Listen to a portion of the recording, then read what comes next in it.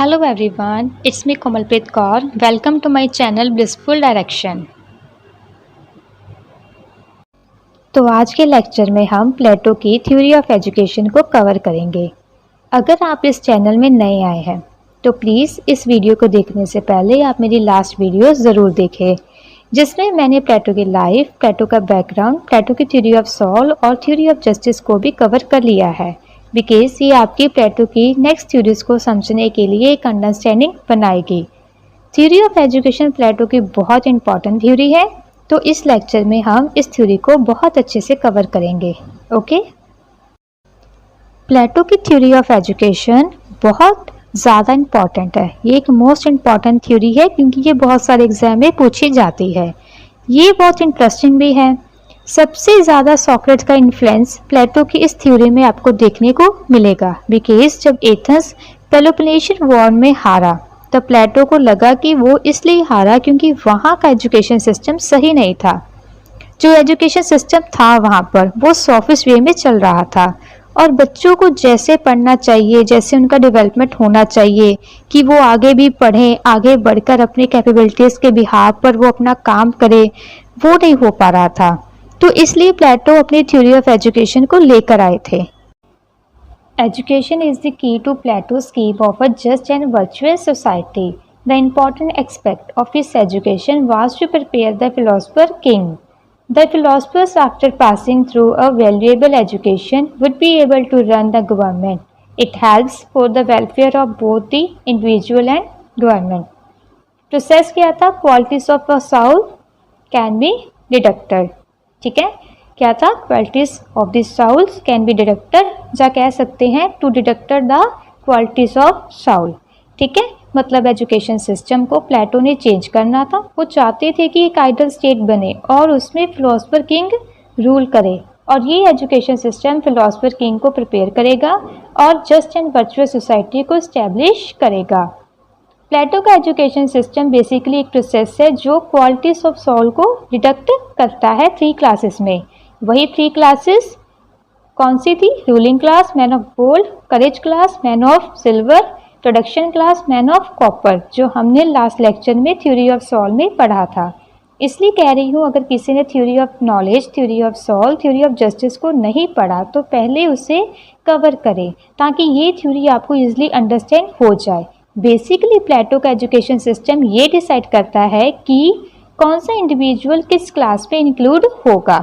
Okay, अब हम पढ़ते हैं प्लेटोज व्यूज़ ऑन एजुकेशन की प्लेटो के क्या थॉट्स थे एजुकेशन पर।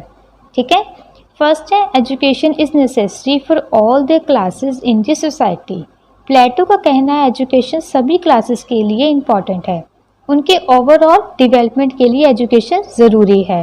रूलिंग क्लासेस के लिए तो एजुकेशन मस्ट है, बिकॉज उन्होंने कैपेबल होना है एक स्टेट में रूल करने के लिए। ओके, क्या था? Specially for the ruling class education is must. ठीक है, तो ये प्लेटो के खुद के थॉट्स थे। सेकंड था education for Plato had been a solution to all the questions and problem of the society. Plato का कहना है कि एजुकेशन ही एक ऐसा सॉल्यूशन है जो कि सारी प्रॉब्लम्स को ख़त्म कर सकता है और एक स्टेट में स्टेबिलिटी इस्टेब्लिश कर सकता है। ठीक है, उनका कहना है कि सोसाइटी में इग्नोरेंस को ख़त्म करने के लिए नॉलेज का, एजुकेशन का रूल करना बहुत ज़रूरी है। इसीलिए जो प्लेटो है उन्होंने एजुकेशन को बहुत ज़्यादा वैल्यू दी है ताकि स्टेट में एजुकेशन और नॉलेज का रूल इस्टेब्लिश हो सके। ठीक है, थर्ड पॉइंट है for him social education is a means to social justice. Plato ने एजुकेशन को काफ़ी इम्पॉर्टेंट रोल दिया है एक स्टेट के अंदर। वो कहते हैं कि एक स्टेट में एक स्ट्रॉन्ग एजुकेशनल सिस्टम का होना बहुत ज़्यादा इम्पॉर्टेंट है, बहुत ज़्यादा ज़रूरी है, बिकॉज ये सोशल जस्टिस इस्टेब्लिश कर सकता है एक स्टेट में। ठीक है, इसलिए सोशल जस्टिस को स्टेट के अंदर इस्टेब्लिश करने के लिए एक स्ट्रॉन्ग एजुकेशन सिस्टम ज़रूर होना चाहिए। नेक्स्ट फोर्थ पॉइंट है Plato regards education is a means to achieve justice, both individual justice and social justice. Main society के अंदर जस्टिस को इस्टेब्लिश करने के लिए रूलिंग क्लास का एजुकेट होना बहुत ज़्यादा ज़रूरी है, फिलोसफर किंग का एजुकेट होना बहुत ज़्यादा ज़रूरी है, उसका रूल होना बहुत ज़्यादा ज़रूरी है ताकि वो स्टेट के अंदर जो इग्नोरेंस है उसको ख़त्म कर सके और एक नॉलेजेबल रूल को इस्टेब्लिश कर सके। ओके, इस थ्योरी को स्टार्ट करने से पहले एक अच्छी अंडरस्टैंडिंग के लिए हम पहले ग्रीक एम्पायर के पुराने एजुकेशन सिस्टम को समझेंगे। ओके, प्लेटो कहते हैं कि उस टाइम ग्रीक एम्पायर में 2 types of school of thoughts हुआ करते थे। First sophist and second Socratics. ठीक है, ये 2 डिफरेंट एजुकेशन इंस्टीट्यूशन उस टाइम पर हुआ करते थे। फर्स्ट सोफिस्ट इंस्टीट्यूशन और सोफिस्ट स्कूल ऑफ थॉट्स में क्या था? इसमें सोफिस्ट आइडियोलॉजी बहुत ज़्यादा पॉपुलर थी। ये पहली आइडियोलॉजी थी जिसने क्रिटिकल थॉट्स डेवलप करने शुरू करे थे। ये लोग मानते थे कि जो ट्रू टीचिंग है that is of power. Sophist ये मानते थे कि पावर ही सब कुछ है, पावर को ही इंसान को हमेशा प्रायोरिटी देनी चाहिए और वैल्यू देनी चाहिए। इंसान को हमेशा ये सोचना चाहिए कैसे पावरफुल बना जा सकता है, कैसे पावरफुल इंस्टीट्यूशन को कैरी करना चाहिए और कैरी कर सकते हैं। ठीक है, sophist were teach that self interest is purer. वो ये मानते थे कि सेल्फ इंटरेस्ट सबसे ऊपर है, इसलिए इंसान को हमेशा सेल्फ इंटरेस्ट को ऊपर रखना चाहिए, स्टेट को बाद में रखना चाहिए, सोसाइटी को बाद में रखना चाहिए। ये थी सोफिस्ट आइडियोलॉजी। ओके, ये थोड़ी मीन आइडियोलॉजी थी बिकॉज इन्होंने एक तरीके से कमर्शलाइज कर रखा था एजुकेशन सिस्टम को। ठीक है, सोफिस्ट लोग एजुकेशन देने के लिए मनी चार्ज करते थे, बट जो सोक्रेट्स आइडियोलॉजी थी वो इससे बिल्कुल ही ऑपोजिट थी। सोक्रेट्स कहते थे कि किसी को नॉलेज देने के लिए मनी पैसे लेने की कोई ज़रूरत नहीं होती। सोक्रेट्स कहते थे कि sophist ideology is nothing but it's rhetoric. ये एक झूठ है, ये एक तरह से गलत इन्फॉर्मेशन को स्प्रेड कर रहे हैं लोगों में।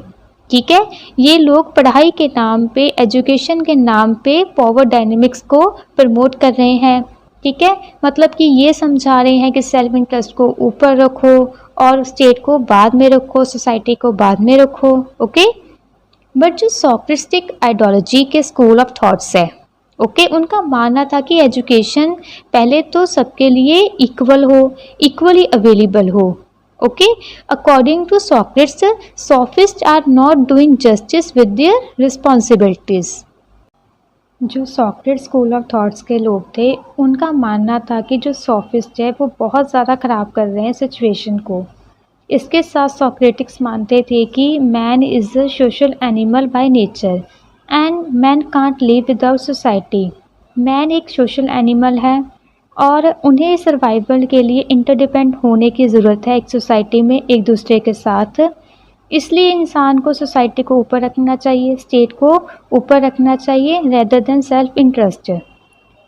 उनका कहना है कि सेल्फ इंटरेस्ट बाद में आती है और स्टेट पहले आती है। ओके, इसलिए हम सोक्रेट्स की जो थिंकिंग है इसको हम आइडियलिज्म भी कहते हैं बिकॉज ये एक प्रैक्टिकली से बहुत दूर है और ये आइडियाज़ को बहुत ज़्यादा प्रायोरिटी देती है, आइडियाज़ पर ज़्यादा फोकस करती है और आइडियाज़ को ज़्यादा वैल्यू देती है।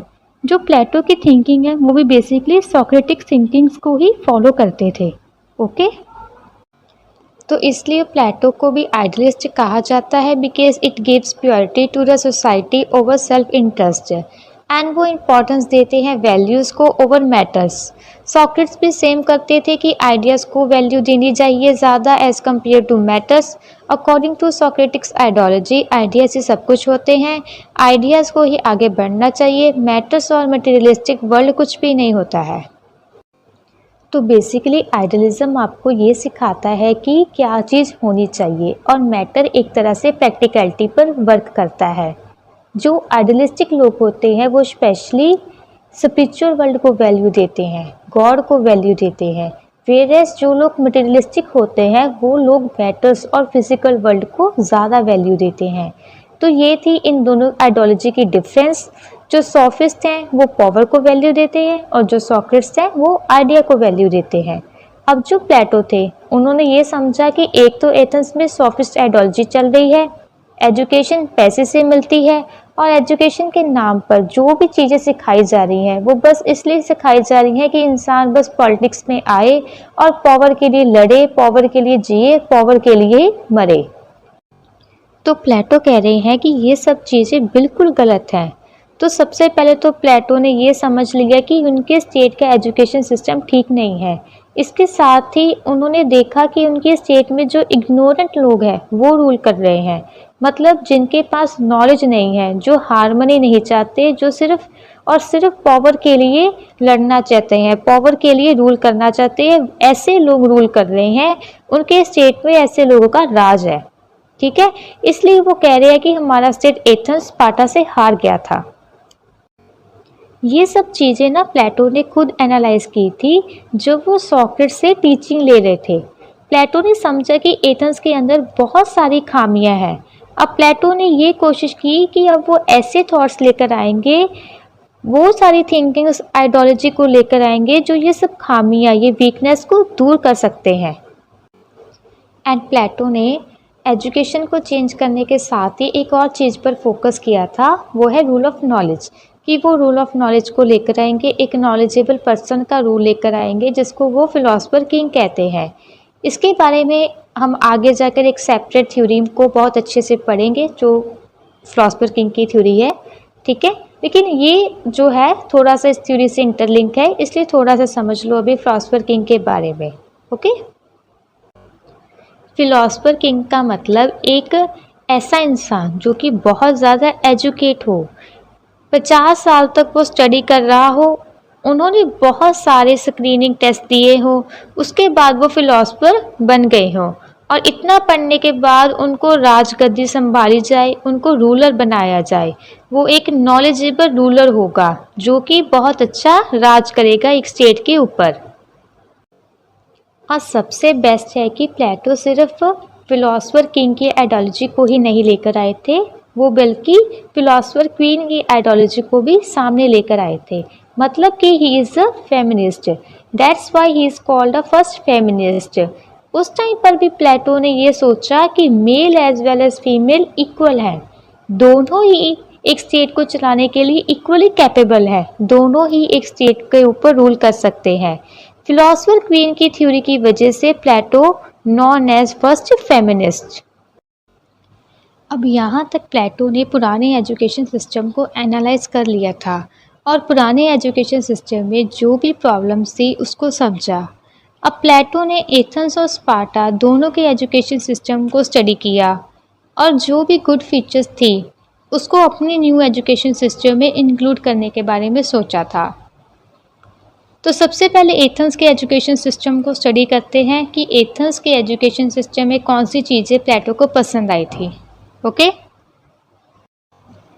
सबसे पहले एथेंस के एजुकेशन सिस्टम में प्लेटो को अच्छा लगा था कि वहाँ पर फोकस था डिवेलपिंग द एनालिटिकल और क्रिटिकल एबिलिटीज ऑफ माइंड, कि इंसान कैसे सोच रहा है, कैसे एनालाइज कर रहा है और कैसे वो अपनी लॉजिकल थिंकिंग को डिवेल्प कर रहा है।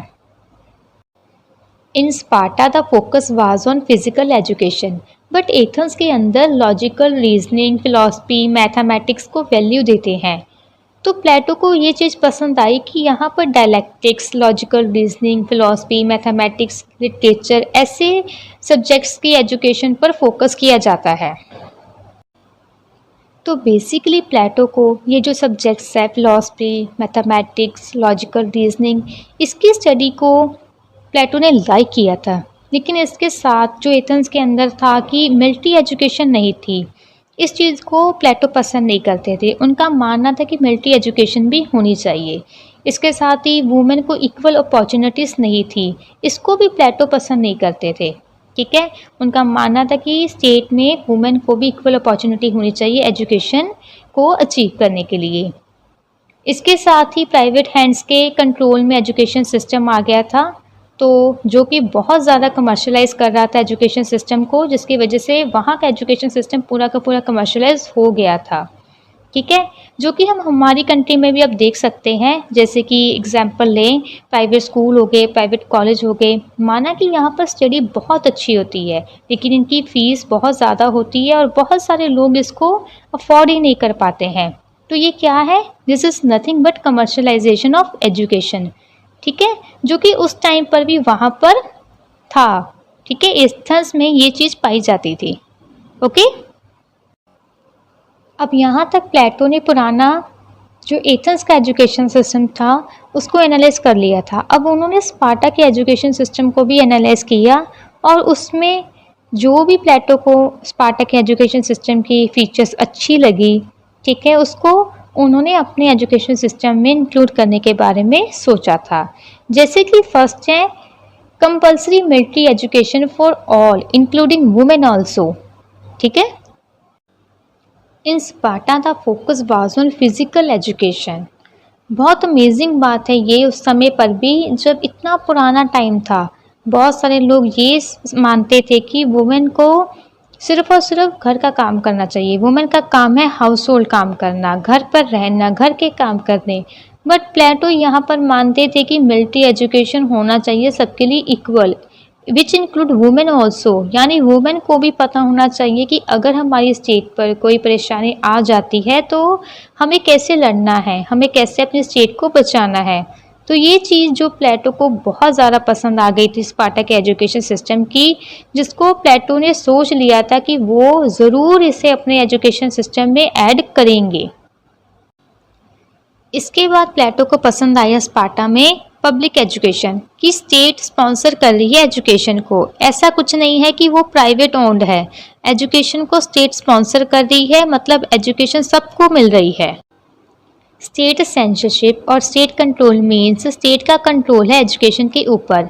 ऐसा नहीं है कि कोई भी आ रहा है और एजुकेशन को देने के लिए मनी चार्ज वैल्यू को अपने अकॉर्डिंगली इंक्रीज कर रहा है, और ऐसा भी नहीं है कि कोई भी आके एजुकेशन सिस्टम को अपने अकॉर्डिंगली चेंज करेगा, मोल्ड आउट करेगा, ठीक है। तो बेसिकली प्लेटो कह रहे हैं कि एक सेट आइडिया होगा, एक सेट एजुकेशन का सिस्टम होगा, ठीक है, जिसके बिहार पर इंडिविजुअल्स का डेवलपमेंट किया जाएगा, जिसके बिहार पर उनको एजुकेशन मिलेगी, ठीक है। इसके साथ ही प्लेटो को स्पार्टा में अच्छा लगा कि वहाँ पर इक्वल अपॉर्चुनिटी है इंक्लूडिंग वुमेन ऑल्सो, वहाँ पर सब इक्वली एजुकेशन को अचीव कर सकते हैं, ओके। तो ये सब चीज़ें थी जो प्लेटो को स्पार्टा और एथेंस के एजुकेशन सिस्टम में पसंद आई। उन्होंने सोचा कि जो जो चीज़ें उनको सही लग रही हैं वो अपनी एजुकेशन सिस्टम में उसको इम्बाइड करेंगे, ठीक है। Okay, let's move to the features of this theory now. तो प्लेटो की थ्योरी का फर्स्ट फीचर है स्टेट स्पॉन्सर्ड और कंट्रोल एजुकेशन, मतलब state sponsored and control education system होगा। बिकॉज प्लेटो सोचते हैं कि अगर एजुकेशन स्टेट के कंट्रोल में होगी तो जिस तरीके की आइडियल स्टेट में वैल्यूज़ होनी चाहिए, ठीक है ना, वो वैल्यूज़ हम सब इंडिविजुअल्स में इनकलकेट कर सकते हैं।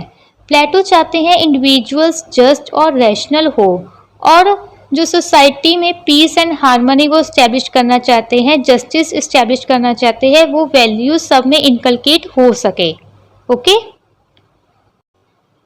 सेकंड पॉइंट है universalization of primary education, means state सभी को एजुकेशन प्रोवाइड करे। ऐसा सिस्टम नहीं होना चाहिए जो एथेंस में अभी तक था कि एजुकेशन नॉलेज सिर्फ वेल्थी पीपल ही अफोर्ड कर सके। एजुकेशन सिस्टम यूनिवर्सल और रीजनेबल होना चाहिए ताकि सब इसको गेन कर सके, ठीक है। थर्ड पॉइंट है इक्वल अपॉर्चुनिटी टू वुमेन। प्लेटो चाहते हैं एजुकेशन इक्वली सबको मिलनी चाहिए। ऐसा नहीं कि एजुकेशन सिर्फ मैन ही गेन करे, एजुकेशन नॉलेज को लेने का सबका इक्वल राइट है, तो वुमेन भी बिना किसी डिस्क्रिमिनेशन से एजुकेशन को अचीव कर सकती हैं। नेक्स्ट पॉइंट है aims at attaining physical, moral, mental and intellectual development. Plato ऐसा सिस्टम इस्टेब्लिश करना चाहते हैं जिससे इंडिविजुअल का कॉम्प्रिहेंसिव डेवलपमेंट हो सके, वो physically as well as mentally developed हो सके, ओके। चलो अब हम स्टार्ट करते हैं थ्योरी ऑफ एजुकेशन प्लेटो की, कि उन्होंने इस थ्योरी में अपने क्या व्यूज़ दिए हैं, ठीक है। इस थ्योरी में ये था कि जो 6 साल तक का बच्चा है वो क्या करेगा, वो म्यूज़िक सीखेगा, जिम्नास्टिक सीखेगा, ओके। मीन्स ये सब चीज़ें सीखेगा जिससे उसकी क्रिएटिविटी साइड सामने आए, और मॉरल स्टोरीज को सीखेगा कि एक इंसान को कैसा होना चाहिए, मॉरली कैसे एक इंसान अपनी जो फिजिकल पर्सनैलिटी है, स्पिरिचुअल पर्सनैलिटी है, उसको डेवलप कर सके, ओके। फिर आता है 6 to 18 ईयर्स का स्टूडेंट जो कि बेसिक नॉलेज को गेन करेगा। बेसिक नॉलेज कुछ नहीं, बस जैसे history, maths, geography, philosophy, literature, ये सब्जेक्ट्स हो गए। मैथ्स को तो प्लेटो बहुत ज़्यादा वैल्यू देते हैं, तो ये सब सब्जेक्ट्स सब पढ़ेंगे 18 साल तक। ठीक है। इसके बाद होगा आपका पहला स्क्रीनिंग टेस्ट। फाइन। 20 साल के टाइम जब स्टूडेंट मीन्स 20 ईयर्स का हो जाएगा तो उसका पहला फर्स्ट स्क्रीनिंग टेस्ट होगा। और इस फर्स्ट स्क्रीनिंग टेस्ट में जो इंसान फेल हो जाएंगे वो हो जाएंगे the people of copper class, जो प्रोडक्शन क्लास में वर्क करेंगे, जो बेसिकली मैन ऑफ कॉपर होंगे। ओके। तो यहाँ पर बेसिकली प्लेटो ने एपेटाइट वाले लोगों को अलग कर दिया कि जिन लोगों की एपेटाइट बहुत ज़्यादा डोमिनेट कर रही है उनकी सोल के ऊपर, वो इस स्क्रीनिंग टेस्ट में अगर फेल हो गए, ठीक है ना, अगर वो फेल हो गए तो उनको एक डिस्टिंग्विश प्रोडक्शन क्लास में इंक्लूड कर देंगे। ओके। अब वो लोग लेबर और प्रोडक्शन का ही वर्क करेंगे।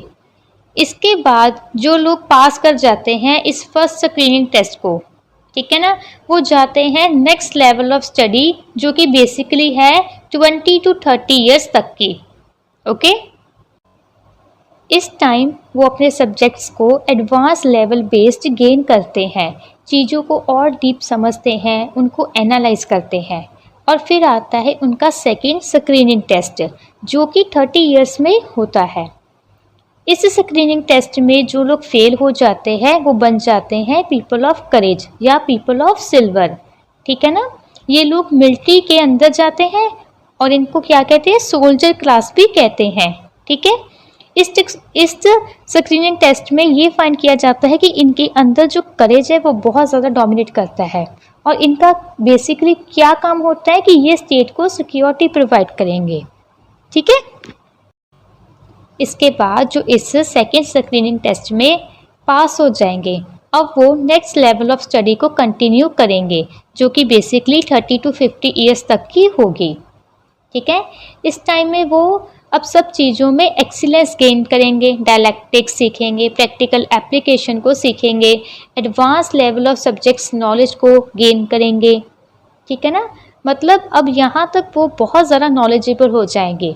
50 साल तक वो सब एजुकेशन नॉलेज को ही गेन करेंगे। ओके। तो इस 50 साल की एजुकेशन को अटेन करने के बाद जो इंसान होंगे उसको प्लेटो कहते हैं फिलोसफर्स, जो हम पहले बात कर रहे थे ना, the philosopher king, philosopher queen, जो अल्टीमेट रूलर है प्लेटो की, है ना, अकॉर्डिंग। ठीक है। वो कब आएंगे, 50 साल एजुकेशन गेन करने के बाद हमें मिलेंगे। ठीक है। अगर हम प्रेजेंट सिनेरियो के बारे में देखें तो आज हम क्या बात करते हैं कि पॉलिटिक्स में यंगर जनरेशन सामने आए, है ना, जो यंगर्स लीडर हैं वो सामने आए, क्योंकि इंडिया में मोस्टली जो सीनियर लीडर्स हैं पॉलिटिक्स में वो हैं। तो हमारी डिमांड क्या होती है, हम आज भी कहते हैं कि जो यंगर्स हैं वो सामने आए, वो लीड करे, वो अपनी आइडियोलॉजी को सामने लेकर आए, है ना। जैसे कि कुछ कंट्रीज़ में होता है कि यंगर्स अपनी जो यंगर जनरेशन है वो अपनी आइडियोलॉजी को प्रेजेंट करती है, वो पॉलिटिक्स में एंटर होती है। लेकिन देखो प्लेटो की थ्योरी में क्या है कि 50 साल तक तो आप सिर्फ पढ़ ही रहे हो। प्लेटो सेड कि यहाँ तक रूलर की lust for power and money ख़त्म हो जाएगी। यहाँ तक आते आते उनके अंदर कोई लस्ट नहीं रहेगी कि उन्होंने पैसे कमाने हैं, उनको पावर में आना है या उन्होंने रूलर बनना है। ठीक है ना। मतलब कि ये सभी लस्ट जो एक इंसान में होती हैं 50 साल तक पढ़ते पढ़ते यहाँ तक आते आते, मतलब इस लेवल तक आते आते ये सभी लस्ट उसके अंदर ख़त्म हो जाएगी। इसके बाद प्लेटो कहते हैं कि इस टाइम पर जनता सामने आएगी, वो कहेगी इनको कि आप नॉलेजेबल हो, आपके पास सब कुछ है, आपके पास रीज़न है, नॉलेज है, एक्सीलेंस है, तो आप हम सब पर अब राज करो। ठीक है। तो ये चीज़ लेकर आए थे प्लेटो अपनी इस थ्योरी ऑफ एजुकेशन में। यहाँ पर प्लेटो को लगा कि अगर ऐसा सिस्टम वो बना देंगे, ऐसा सिस्टम अगर वो ले आएंगे तो वो सब लोगों को जस्टिफिकली सामने लेकर आ पाएंगे कि ये एपिटाइट क्लास है, ये करेज क्लास है और ये रीजन क्लास है। इसके बाद प्लेटो कहते हैं कि वही स्टेट आगे बढ़ सकता है, वही स्टेट डेवलप कर सकता है जहां पर जो रूलर है उसके अंदर रूल करने की लस्ट नहीं होगी। ठीक है, जो किंग है बेसिकली वो खुद राज ही नहीं करना चाहता हो, मतलब कि उसके अंदर कोई लस्ट ना हो, करप्शन, ऐसी प्रॉब्लम से वो दूर हो। ठीक है ना।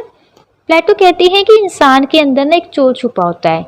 एग्जाम्पल ले लेते हैं, जैसे कि कोई कंपनी है, ठीक है, उसमें कोई एम्प्लॉय, ठीक है, वो कभी ना कभी तो ये सोचता है कि काश वो यहाँ का मैनेजर होता, काश यहाँ का सीईओ होता, ठीक है, और सब उसके अंदर काम करते।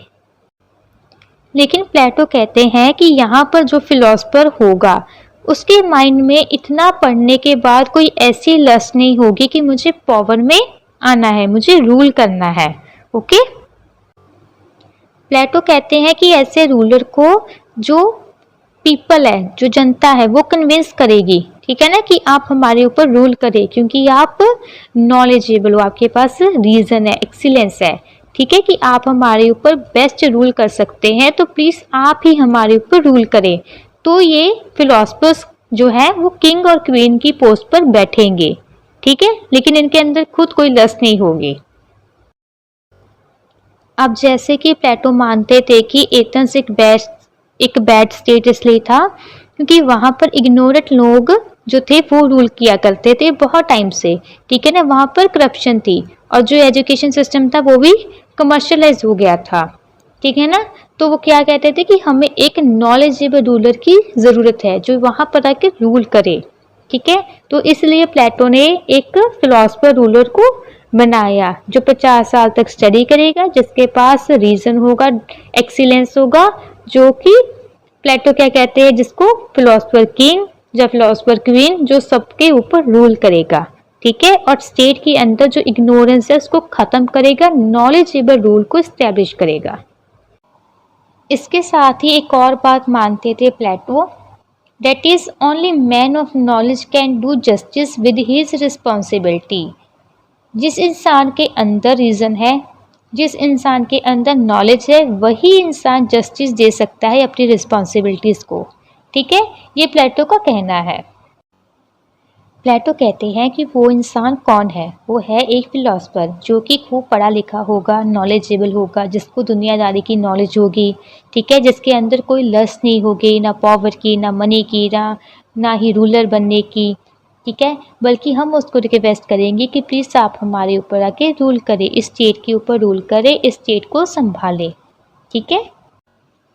तो प्लेटो अपनी थ्योरी ऑफ एजुकेशन में ये थॉट्स सामने लेकर आए थे, ठीक है, कि जो 3 सॉल्स उन्होंने बताई थी, 3 क्लासेस बताई थी, वो कैसे हम कंडक्ट कर सकते हैं, ठीक है, कैसे हम एक फिलोसफर किंग को ढूंढ सकते हैं, एक रूलर बना सकते हैं जो हमारी स्टेट को बहुत अच्छे से चला सकता है, ठीक है। अब इस थ्योरी के सिर्फ और सिर्फ क्रिटिसिज्म रहता है जिसको हम अभी कवर करेंगे, इसके बाद हमारी ये थ्योरी टोटली कंप्लीट है। अगर हम प्लेटो की थ्योरी को क्रिटिकली एवेल्युएट करें तो कुछ स्कॉलर्स ने अपने पॉजिटिव आर्गूमेंट्स दिए हैं और कुछ ने नेगेटिव आर्गूमेंट्स को प्रेजेंट किया है। तो हम दोनों के आर्गूमेंट्स को थॉरली कवर करेंगे, negative as well as positive, ठीक है। सबसे पहले हम पॉजिटिव आर्गूमेंट्स को स्टार्ट करते हैं। तो फर्स्ट है, according to Barker, Plato's scheme of education brings the soul into that environment which in its each stage of growth is the best suited for its development. Barker कहते हैं कि जो प्लेटो का एजुकेशन सिस्टम है ये इतना अच्छा इन्वायरमेंट प्रोवाइड करता है सभी सोल्स को, जिससे कि वो सोल ये पता लगा सकती है कि उसमें बेस्ट क्या सूट करता है, रीज़न, करेज या फिर एपिटाइट, ओके। और जो बेस्ट सूटेड होगा एक सोल के लिए उससे वो फैसिलिटेट करवाया जाएगा स्टेट की तरफ से, जिससे वो अपना पैशन चूज कर पाएगी। Second, according to Rousseau, Republic is the best book ever written on education. Plato's system of education as a tool designed in such a way so that it can produce some desired end for society as a whole. Rousseau कहते हैं Republic best book ever written on education. उनका कहना है कि plateaus education एक तरह का ऐसा सिस्टम है, ऐसा टूल है जो ऐसे डिज़ाइन किया है जो हमारे डिज़ायर्ड एंड को प्रोड्यूस कर सकता है। And what was the desired and? जो हमें अपने एटम्स को एक आइडियल स्टेट में कन्वर्ट करना है। ओके, इसके साथ ही रूसो कह रहे हैं कि ये थ्योरी ऑफ एजुकेशन जो प्लेटो ने लिखी है ये बहुत सारी गुड क्वालिटीज़ को इनकलकेट कर रही है एक सोसाइटी में। जैसे कि फर्स्ट है to make the rulers understand the real knowledge other than false opinions. मतलब कि जो रूलर्स है वो रियल नॉलेज को अंडरस्टैंड करने में कैपेबल हो पाएंगे। ठीक है। सेकेंड पॉइंट है it is to promote love for society, common good and harmony among people. इसके बाद हम देखेंगे कि जो इंडिविजुअल्स है उनमें मॉरल वैल्यूज़ डेवलप्ड होंगी। Example love for society, common good, harmony among people, ये सारी क्वालिटीज़ उनमें डेवलप्ड होने लगेंगी। थर्ड पॉइंट है देन सिटीजन्स में इंटेलेक्चुअल कैपेसिटी ऑफ माइंड्स उनको डेवलप करना। ठीक है। फोर्थ है to make the rulers understand that desire for power and pleasure is not the basis of human happiness. मतलब रूलर्स को अंडरस्टैंड करवाना कि जो ट्रू हैप्पीनेस है, ट्रू प्लेजर है, वो पावर से नहीं मिलती, वो मिलती है रियल नॉलेज से, एक्सीलेंस से। ठीक है। फिफ्थ है to make philosopher people with knowledge rule. मतलब स्टेट में नॉलेज का रूल इस्टेब्लिश करना, इग्नोरेंस को ख़त्म करना। फाइन। तो ये कुछ पॉजिटिव आर्गूमेंट्स थे जो प्लेटो की थ्योरी पर कुछ स्कॉलर्स ने दिए थे। अब हम नेगेटिव आर्गूमेंट्स हैं उन पर फोकस करते हैं। इस थ्योरी को ना सबसे ज़्यादा प्लेटो के ही स्टूडेंट एरिस्टोटल उन्होंने क्रिटिसाइज किया था, क्योंकि जो प्लेटो थे ना वो आइडियलिस्ट थिंकिंग को फॉलो करते थे, लेकिन एरिस्टोटल ना रियलिस्टिक थिंकिंग को फॉलो करते थे। ठीक है। वो एक रियलिस्टिक थिंकर थे। According to Aristotle, ruler has to be worldly wise rather than wise in the world of ideas. मतलब कि जो रूलर है ना उसको एक्चुअल वर्ल्ड में वाइज होने की ज़रूरत होती है, ना कि वर्ल्ड ऑफ आइडियाज़ में वाइज होने की ज़रूरत होनी चाहिए उसको। ओके। प्लेटो जैसे कहते हैं ideas are real, this is the true knowledge. But Aristotle कहते हैं हमें रियल लाइफ में वाइज होना है, हमें रियलिटी में वाइज बनना है। प्लेटो की थ्योरी ऑफ एजुकेशन को एरिस्टोटल ने कुछ पॉइंट के बेस पर क्रिटिसाइज किया था। जैसे कि फर्स्ट है स्टेट सेंसरशिप ऑफ एजुकेशन। ठीक है। क्रिटिक्स और एरिस्टोटल कहते हैं कि जैसे प्लेटो ने कहा कि एजुकेशन स्टेट कंट्रोल्ड होनी चाहिए ताकि वो इंडिविजुअल्स को अपने अकॉर्डिंगली मोल्ड कर सके।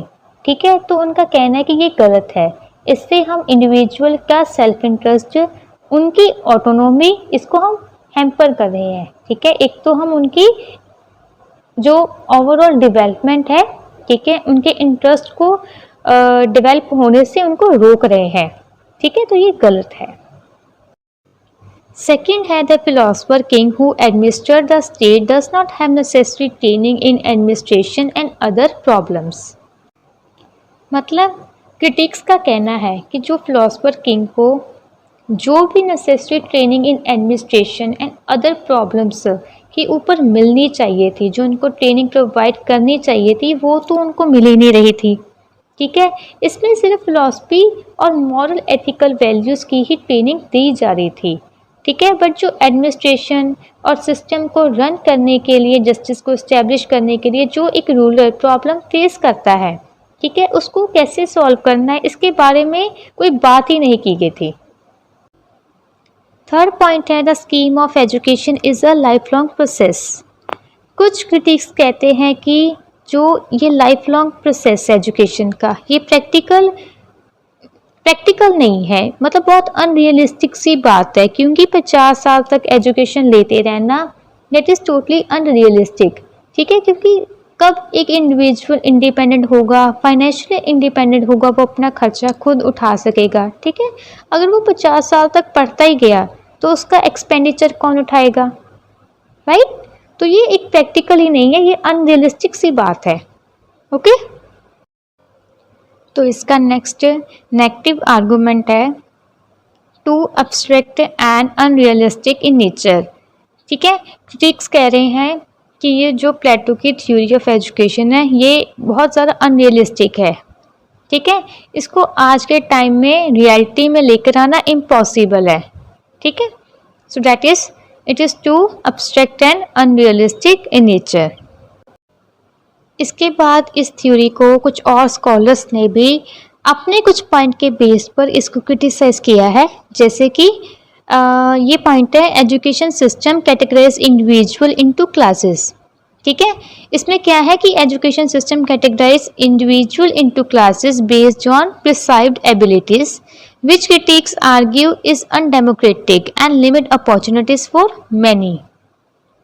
क्रिटिक्स कहते हैं कि प्लेटो का एजुकेशन सिस्टम लोगों को क्लासेस में डिवाइड कर रहा है उनकी डिफरेंट एबिलिटीज़ के बेस पर, लेकिन ये एक अनडेमोक्रेटिक प्रिंसिपल को प्रमोट कर रहा है, ठीक है।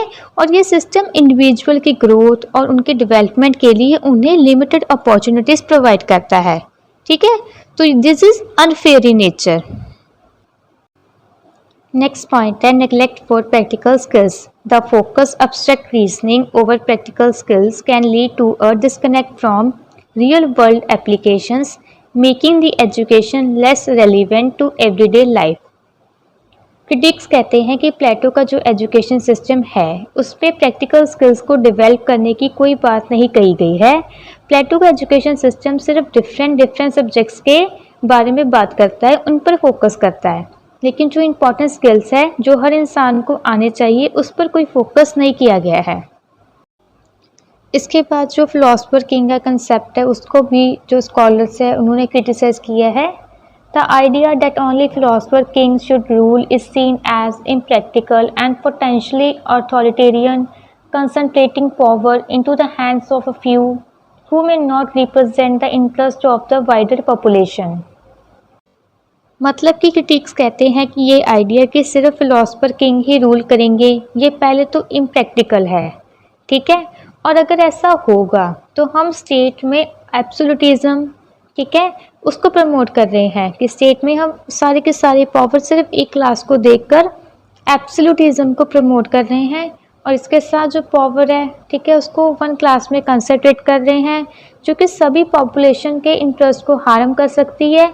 बिकॉज जो फिलोसफर क्लास है, ठीक है, वो सभी इतनी सारी वाइडर पॉपुलेशन के इंटरेस्ट को फुलफिल नहीं कर पाएगी, बल्कि उनके इंटरेस्ट को रिप्रेजेंट ही नहीं कर सकती, ठीक है। ऐसा कुछ स्कॉलर्स का कहना है, इस बेस पे वो इस थ्योरी को क्रिटिसाइज करते हैं। नेक्स्ट पॉइंट है suppress individual creativity. The rigid structure of Plato's education may suppress individual creativity and personal growth as it does not allow for diverse talents and paths। Critics कहते हैं कि जो प्लेटो का education system है वो individual की जो क्रिएटिव साइड होती है उसको सप्रेस करता है, ठीक है, उनकी पर्सनल ग्रोथ को रोकता है, उनको अपने टैलेंट को सीखने का मौका ही नहीं मिलता अगर वो सिर्फ एक स्क्रीनिंग टेस्ट में फेल हो जाएं, ठीक है। तो इस बेस पे क्रिटिक्स इसको पॉइंट आउट करते हैं। नेक्स्ट पॉइंट है limited scope of knowledge. Critics argue that Plato's definition of knowledge is too narrow, focusing primarily on a philosophical concept while ignoring other valuable forms of knowledge। Critics कहते हैं कि जो प्लेटो का education system है वो narrow in nature है, ठीक है, बिकॉज ये सिस्टम सिर्फ फिलोसफिकल कंसेप्ट पर फोकस करता है, जबकि और बहुत सारी वैल्यूएबल नॉलेज होती है जो कि इंडिविजुअल को, ठीक है, पता होनी चाहिए, जिसकी इंडिविजुअल को ज़रूरत होती है ताकि वो अपने ओवरऑल डेवलपमेंट को कंप्लीट कर सके। नेक्स्ट पॉइंट है lack of individualisation. Plato's system does not account for individual learning style and needs। Critics argue that a one-size-fits-all approach can hinder students who may excel in different areas or require different method of instruction। Critics कहते हैं कि जो प्लेटो का education system है वो सिर्फ एक approach के बेस पर बना हुआ है, लेकिन ये ज़रूरी नहीं है कि वो एक जो अप्रोच है वो सभी के सभी इंडिविजुअल, सभी स्टूडेंट को सूट हो, सभी के लिए वो अप्रोच बेस्ट हो। ठीक है, तो इस सिर्फ एक अप्रोच के सिस्टम के कारण हम उनकी ग्रोथ, उनके डेवलपमेंट को रोकते हैं। ठीक है, तो यहाँ पर अब हमारी प्लेटो की थ्योरी ऑफ एजुकेशन बहुत अच्छे से बिल्कुल कंप्लीट होती है। ठीक है, अब जो प्लेटो की बाकी थ्योरीज रहती हैं वो हम नेक्स्ट लेक्चर में कवर करेंगे, जैसे कि theory of ideal state, theory of philosopher king, ये अभी हमारी पेंडिंग पड़ी है, इसको भी हम बहुत अच्छे से कवर करेंगे अपने आने वाले लेक्चर्स में। तब तक के लिए bye bye, see you in the next video and please subscribe and share my channel. Take care.